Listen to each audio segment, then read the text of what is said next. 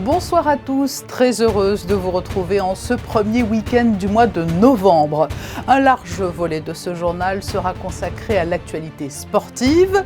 Veillée de match pour l'AS Monaco FC qui se rend dimanche à Reims, mais aussi pour la Roca Team qui, tout juste rentrée d'Athènes où elle s'est inclinée face à l'Olympiakos, s'apprête à affronter Bourg-en-Bresse en championnat de Betclic Elite. Il va du vert à l'orange et est au service des consommateurs pour les aider dans la jungle des produits alimentaires transformés dans les magasins. Le Nutri-Score, un précieux indicateur dont la nutritionniste Véronique Liès nous livrera le mode d'emploi dans ce journal. La valeur nutritionnelle des aliments n'était pas autant scrutée à cette époque-là. Les élèves du lycée technique et hôtelier viennent de servir à quelques privilégiés un repas tel qu'il se composait à l'époque du prince Albert Ier, une sympathique opération qui fait écho aux commémorations du centenaire de la mort du trisaïeul du prince Albert II. Reportage à suivre. L'Institut audiovisuel poursuit sa série de projections. Mardi 9 novembre, place à un monstre sacré du cinéma. Orson Welles et le film Vérités et mensonges, un film restauré de 1973 que nous présenterons le directeur de l'Institut Vincent Vatrican et Fabien Bonilla. Mais tout de suite, pour débuter ce journal, un point sur la COP26 qui se poursuit jusqu'au 12 novembre à Glasgow et à laquelle assiste une équipe de négociateurs de Monaco. Bonsoir Frédéric Hélion. Bonsoir Patricia. Monaco participait aujourd'hui au processus d'évaluation multilatérale de la Convention cadre des Nations Unies sur les changements climatiques qui se tenait dans le cadre de la COP26 à Glasgow. Une délégation de la direction de l'environnement a présenté aux 197 pays membres de la Convention cadre les moyens mis en œuvre par la principauté et les progrès déjà réalisés en vue d'atteindre les objectifs de réduction des émissions de gaz à effet de serre. Et puis ce rappel en matière de vaccination, Frédéric. Le gouvernement ouvre la 3e dose pour les monégasques et résidents âgés de 65 ans et plus, ainsi qu'aux professionnels de santé vaccinés depuis plus de 6 mois. Si vous le souhaitez, vous pouvez prendre rendez-vous en ligne sur le site covid19.mc ou par téléphone au 92 05 55 00. Ils ont fleuri un peu partout sur les emballages des produits alimentaires que l'on trouve dans les rayons des grandes surfaces notamment. Les Nutri-Score sont là pour nous guider dans nos achats et pour nous permettre de trouver le produit le meilleur pour notre santé. Pour y voir plus clair, nous avons décidé de faire appel à une nutritionniste. Bonsoir Véronique Liès. Bonsoir. Avant d'aller plus en avant, qu'est-ce que le Nutri-Score ? Alors le Nutri-Score, c'est un logo qui est apposé sur certains aliments, puisque ce n'est pas obligatoire, donc pas sur tous les aliments, sur la face avant de l'emballage, et qui permet très visuellement et rapidement de se faire une idée de la qualité nutritionnelle des aliments. Mais comment est-il calculé ? Alors, il est calculé de façon, d'une part, positive, à savoir, ils vont tenir compte, par exemple, de la quantité en fibres, en protéines, en huile de colza, en huile de noix. Donc, il y a comme ça toute une série de critères positifs qui font gagner des points. Et puis, il y a des critères qui font perdre des points, comme, par exemple, la teneur en sel, la teneur en sucre, en énergie, donc en calories ou en graisses saturées. Vous l'avez dit, c'est très pratique visuellement parlant, mais pas seulement bien sûr. Comment bien l'utiliser ce Nutri-Score ? C'est très visuel, donc vous avez des couleurs qui vont du vert foncé à l'orange foncé. Le vert foncé, vous l'aurez compris, étant plutôt favorable et l'orange foncé plutôt défavorable. Et c'est associé à des lettres qui vont de A à E. Donc c'est très rapide, c'est très facile. Maintenant, évidemment, comme c'est facile et rapide, il y a des petites choses qui peuvent échapper. Donc, si on veut être tout à fait complet, on peut également regarder la liste des ingrédients pour se faire une idée exacte de la qualité de l'aliment. Mais Véronique, on ne parle pas uniquement de régime là. Alors, bien évidemment, cela y contribue, forcément, mais cela s'adapte à plusieurs profils et plusieurs projets personnels différents en quelque sorte.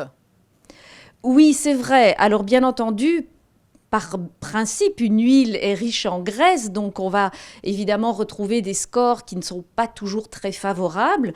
L'idée, c'est vraiment de comparer des familles d'aliments entre eux. On ne va pas comparer un jambon avec une bouteille d'huile, par exemple, ça n'aurait pas de sens.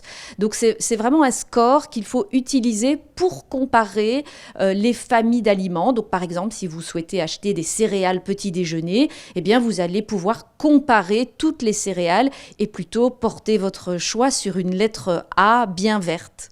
Mais selon notre profil, alors pour une personne qui veut faire un régime, pour une personne qui veut gagner de la masse musculaire, pour une personne qui est un sportif au long cours, il faut regarder ce Nutri-Score chacun avec un regard différent ?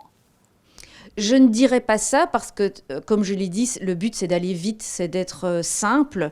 Et bien entendu, quelqu'un qui aura besoin d'un petit peu plus de protéines, c'est pas une information qu'il va retrouver avec le Nutri-Score. Donc c'est vraiment le but, c'est d'avoir une information rapide sur la qualité nutritionnelle générale, mais on va par exemple pas pouvoir se faire une idée des allergènes ou de la présence d'additifs. Et puis, il faut préciser aussi que l'équilibre alimentaire se construit sur une journée et pas sur la consommation d'un seul produit, bien sûr. Mais ce qui peut être aussi surprenant, c'est que l'on peut trouver des frites au rayon surgelé qui sont dans une case verte. C'est vrai, et c'est pour ça que je dis qu'il est perfectible. Malheureusement, les sociétés agroalimentaires ont trouvé les petits trucs et astuces pour améliorer le score. Et donc, parfois, il faut être malgré tout vigilant. Lorsque vous parlez du Nutri-Score à vos patients, c'est quelque chose qui est en vogue actuellement ? Oui, en général, le public est bien informé du Nutri-Score. Il faut dire qu'il est très bien placé sur les emballages puisqu'il est sur la face avant et donc il se voit évidemment très bien et il se lit aussi beaucoup plus facilement qu'une liste d'ingrédients. La nutrition, c'est tout un apprentissage. Il est important de familiariser certainement les enfants à ce réflexe Nutri-Score aussi. Ça commence très jeune, vous avez tout à fait raison de le dire. L'éducation nutritionnelle devrait se faire vraiment déjà chez les tout petits. Et finalement, ces couleurs, ça permet quand même de pouvoir se faire une idée dès le plus jeune âge. Il y a aussi des applications comme Yuka, par exemple, dans un autre registre. Est-ce que cela ne fait pas tout de même beaucoup d'informations pour le consommateur maintenant ? Je ne pense pas, je pense que les choses se recoupent un petit peu. Maintenant, c'est vrai qu'il ne faut pas passer sa vie non plus au supermarché à comparer tous les scores nutritionnels, sinon ça prendrait évidemment beaucoup de temps. Véronique Liès, merci pour cet éclairage sur le Nutri-Score que l'on voit fleurir un peu partout sur les emballages dans les magasins. Merci. Restons dans le domaine des plaisirs de la table. Crème d'asperges, foie gras, filet de bœuf, marquise chocolat. Nul besoin des Nutri-Score pour savoir qu'il s'agit de délicieuses préparations et qui étaient des mets particulièrement appréciés à l'époque du prince Albert Ier. Dans le cadre des festivités destinées à commémorer son décès il y a 100 ans, les élèves du lycée technique et hôtelier ont été amenés à préparer un repas d'époque. Le reportage de Vanessa Dessy. Il s'agit d'un moment de convivialité autour de plats que le prince Albert Ier aimait à déguster au Palais Princier. Dans le cadre des commémorations du centenaire de sa disparition, des élèves du lycée technique et hôtelier ont mis en œuvre un projet pédagogique dédié à la gastronomie pour lequel le prince Albert Ier témoignait un vif intérêt. Les enseignants se sont impliqués avec les classes et notamment aujourd'hui avec une classe de première année bac professionnel pour réaliser un menu comme au palais de la vie de tous les jours avec des recettes issues des archives que nous ont laissées les grands chefs qui ont été au service d'Albert Ier. De l'entrée au dessert, le menu a été élaboré avec précision. Le chef Brunner, à la tête des cuisines du Palais Princier pendant près de 20 ans, a pu apporter son expérience. On a fait donc une royale foie gras qui est une espèce de flan au foie gras, donc très très très doux. Et dessus, on va y poser un velouté d'asperges. Le premier plat réellement, c'est donc un filet de bœuf à la Renaissance. On va donc faire un assortiment de légumes. Et on va les dresser sur une assiette. On va alterner les couleurs de tous ces légumes. Là-dessus, on va donc faire notre filet de bœuf qui sera sauté avec une sauce au Porto, c'est-à-dire réduction, échalote, Porto, un fond brun. Extrêmement motivés, les élèves ont accompli un travail de fond sur le prince Albert Ier. Les professeurs nous ont donné un menu et il a l'air plutôt pas mal et on est content du travail qu'on a fourni. C'est un peu compliqué mais ça va. On est tous arrivés dans la globalité de la classe, donc ça s'est bien passé. Une exposition au sein même du restaurant d'application Le Cordon d'Or sera prochainement à découvrir. Issue d'archives du Palais Princier, les photographies dévoileront la gastronomie au temps du prince Albert Ier. Nous sommes allés voir l'exposition donc à la Galerie des Pêcheurs, donc une exposition sur notre Altesse Sérénissime Albert Ier. Et donc grâce à cela, ça nous a donné des idées donc, pour mettre au sein même du restaurant une galerie photographique. Ce déjeuner était le premier d'une longue série. Le Cordon d'Or proposera d'autres menus en l'honneur du prince Albert Ier.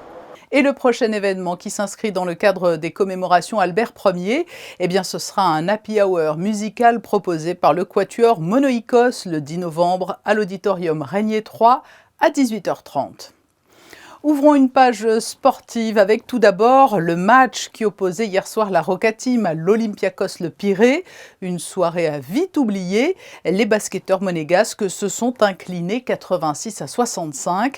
Frédéric Elion nous résume le match. Sur un nuage, après 2 victoires de prestige la semaine dernière, la Roca Team est redescendue sur terre hier soir avec une défaite de 21 points en Grèce sur le parquet de l'Olympiakos. Dans le premier quart-temps, Monaco joue comme dans un rêve. Alpha Diallo met les siens sur les bons rails avec 8 points rapides. L'adresse est démoniaque à 3 points, 4 sur 6 en 10 minutes. Andouzic, Mike James du logo, ça tombe dedans de tous les côtés. Ajoutez à cela beaucoup de points marqués sur transition, plus 10 à la fin du premier quart-temps, 27-17 Monaco. Oh la passe de Dwayne Bacon! Sur ce dunk de Dante Hall, les joueurs de coach Mitrovic passent à plus 12, plus gros écart du match. L'Olympiakos commence alors à hausser le ton en défense. Un premier run de 7-0 avec Sloukas et Livio Jean-Charles. Et voilà les Grecs de retour dans le match. Monaco force en attaque et joue moins collectif, mais reste devant à la mi-temps, 38-35. Andouzic, 11 points au final, score d'entrée derrière l'arc.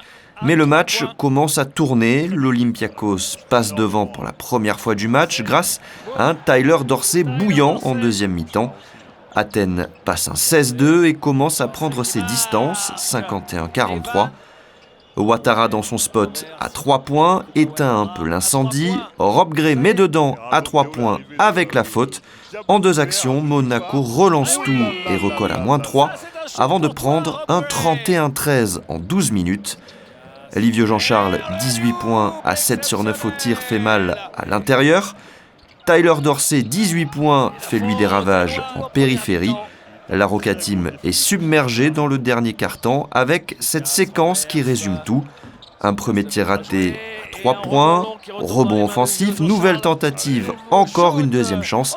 Le troisième est dedans, l'Olympiakos déroule sur la fin et l'emporte de 21 points, 86-65. Et au classement de l'Euroleague, Monaco occupe la 8e place, un classement dominé par Milan en tête et l'Olympiakos derrière en embuscade.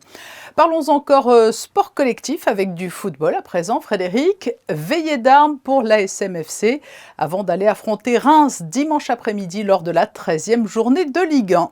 Après un match nul 0-0 jeudi soir à domicile face au PSV Eindhoven en Ligue Europa, Monaco se replonge dans le marathon de la Ligue 1 avec un déplacement en Champagne dimanche. Reims, 17e au classement, est en plein doute avec 3 défaites et un nul sur les 4 dernières rencontres. Monaco, de son côté, doit se racheter après la défaite 2-0 à Brest. For sure, it's always difficult to play against a deep block. We don't know exactly how the opponent gonna play, but for me, it's important to show much more intensity. So I can accept technically mistakes, tactically mistakes when the opponent is good. But for me, it's important that the attitude, the passion, is there. So this is what wasn't good enough in the last 2 games against Brest and also against Eindhoven. So this is the minimum I can expect. Et en cas de succès, Monaco pourrait se rapprocher du top 5, Patricia. Et cette information pour le prochain Grand Prix de Formule 1. J-10 avant l'ouverture de la billetterie officielle du 79e Grand Prix de Monaco de Formule 1 et gros changement pour cette future édition. L'épreuve se déroulera sur 3 jours du 26 au 29 mai, les vendredis, samedis et dimanches et non plus sur 4 comme depuis 1950. La billetterie sera donc ouverte le 15 novembre, date également du début de la vente de billets du 13e Grand Prix de Monaco historique. Rendez-vous sur la page Facebook de l'ACM pour plus d'informations. Voilà pour ces informations pratiques. Une date encore à retenir, le 9 novembre à 20h, la projection de l'Institut national de l'audiovisuel, projection du film Vérités et mensonges d'Orson Welles. Pour nous en parler, le duo Vincent Vatrican, Fabien Bonilla. Vincent Vatrican, bonsoir. Bonsoir Fabien. Aujourd'hui, nous allons parler du film Vérité et mensonges d'Orson Welles.